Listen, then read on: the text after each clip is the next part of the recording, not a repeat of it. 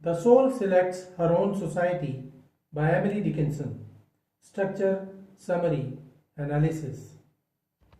Hello and welcome to the discourse. The Soul Selects Her Own Society is a poem by Emily Dickinson that she probably wrote in 1862. Emily Dickinson hardly ever published her massive stock of 1800 poems. Only her sister stumbled upon the prolific collection and took the liberty to publish the massive literary work. The poem was published in 1891 in a collection of her works under the title Poems, which was edited and published by Thomas Wentworth Higginson and Mabel Loomis Todd. In this poem, the poetess celebrates the virtues of an independent and mostly solitary life. The poetess envisions her soul as a queenly figure who chooses her company carefully, without regard for worldly status or prestige, and then shuts the door, refusing to admit anyone else, and if an emperor be kneeling upon her mat.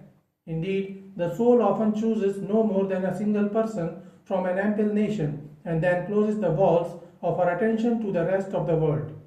The one she allows into her soul may be someone she loves romantically, but more likely it is the one person who understands her soul as she does theirs.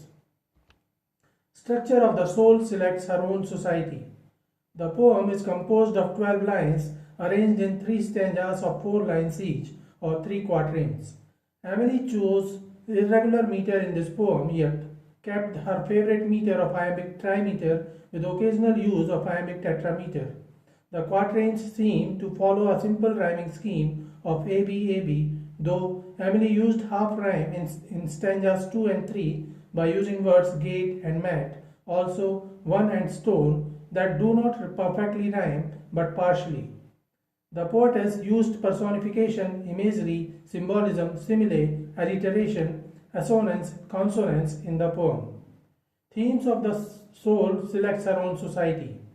The major theme of the poem is self-reliance and individuality. Dickinson is remembered as a reserved, reclusive woman with few good friends. Emily justifies her decision to lead a mostly solitary life. The speaker argues that the soul, functioning here as a stand-in for the speaker herself, naturally rejects the outside world in favor of her own inner circle. In doing so, the speaker champions individuality and self-reliance in a society that often values neither of these qualities. The poem suggests it is the best practice to keep one's inner life reserved for a select one or few. It is the best policy to open the door for those people and then shut it again.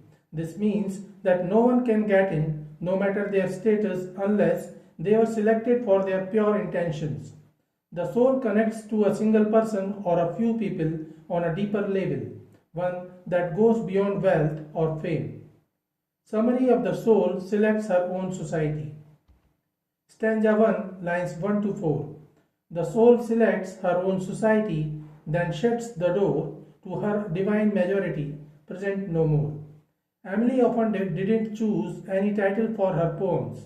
In this case too, the very first line of the poem was chosen as the title later on when her poetic collection Poems was posthumously published. The poetess is talking about the soul of an individual, whether hers or anyone else's. Select the person or perhaps people she wants to grow close to and then shuts the door. Emily used the pronoun her to denote the feminine for the artful, sensitive, superior soul. The very first line of the poem is the longest and unbroken, and it is written in iambic pentameter. The poetess used assonance in the first line, repeating the vowel sound of E. Once the soul selects her companion or companions, she allows nobody else to enter the closed domain of her divine majority. Stanza 2, lines 5 to 8. Unmoved, she notes the chariots pausing at her low gate. Unmoved, an emperor be kneeling upon her mat. The poetess describes the strength and determination of the soul in these lines. The poetess says that it does not matter who comes knocking at the door of her soul. It could be an emperor kneeling on the mat or chariots pausing at her low gate.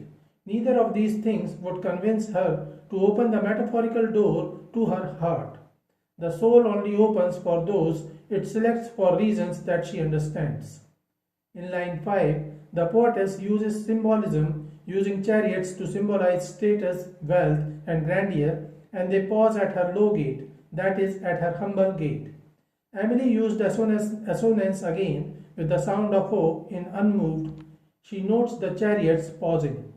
The poetess uses repetition, technical anaphora, of unmoved to suggest the determination of the soul's position despite royalty appearing ready to kneel on her mat.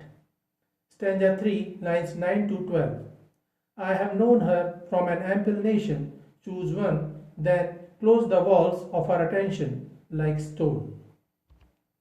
The poetess further asserts the exclusive selection process of the soul and says that she has known her to choose one from the ample nation of people who want to gain entry into her innermost self. And once she chooses her companion or companions, she then closes the walls of her attention like stone.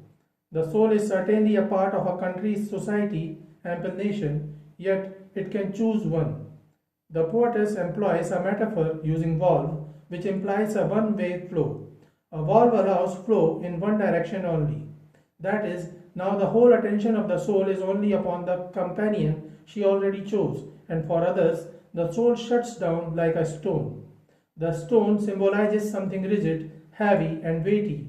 The stone is hard to move. It's strong. It is unmovable. So this is it for today. We will continue to discuss the history of American English literature. Please stay connected with the discourse. Thanks and regards.